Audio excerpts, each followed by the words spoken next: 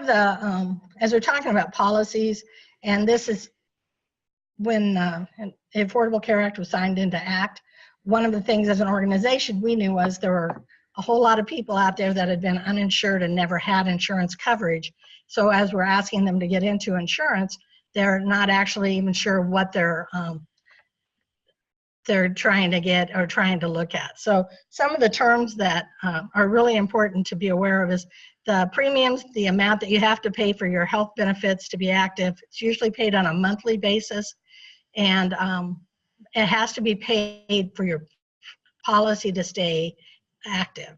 Out-of-pocket costs are expenses for medical care that are not reimbursed by insurance, and this can include your deductible, your co-insurance, co-payments, or for covered services, plus all of any cost for something that was not covered under your policy. One of the questions asked a little bit ago was about the deductible and how high deductibles can be, and even when you go out on the marketplace, some of the deductibles are $7,500, $10,000, and you have to satisfy that deductible before the insurance actually kicks in, unless it's for preventive services.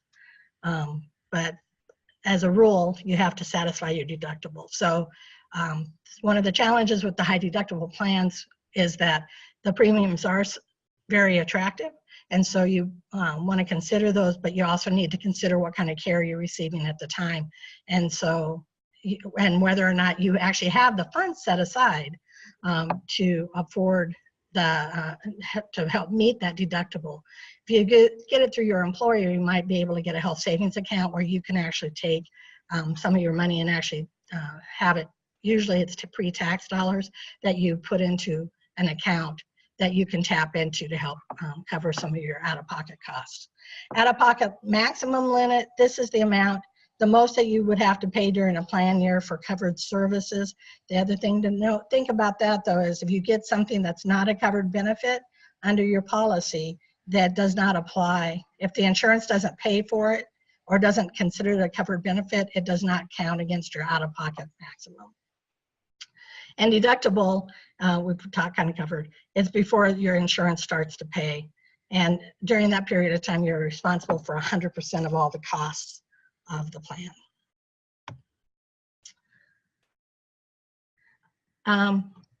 If something happens and something gets denied, what are you supposed to do? So an insurance, if you think of your as a contract and the benefits are explained in your plan language, and this contract is between you and your insurance company, and a denial occurs when the insurance company does not determines that whatever service claim or service that you're requesting is not covered under the insurance language portion of your policy, or it's outside the contract, therefore they're not required to pay for it.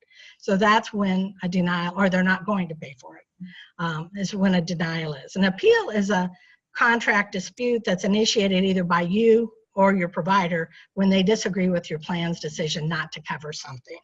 An appeal is a formal request for an additional review of an adverse coverage determination by an insurance company. And the rules for the appeals are actually required to be spelled out in plain language by the Affordable Care Act.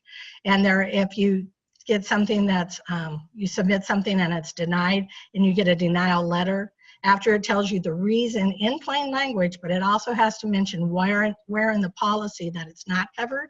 It has to tell you in plain language what your appeal rights are, a time frame for submitting the appeal, and an address to submit the appeal.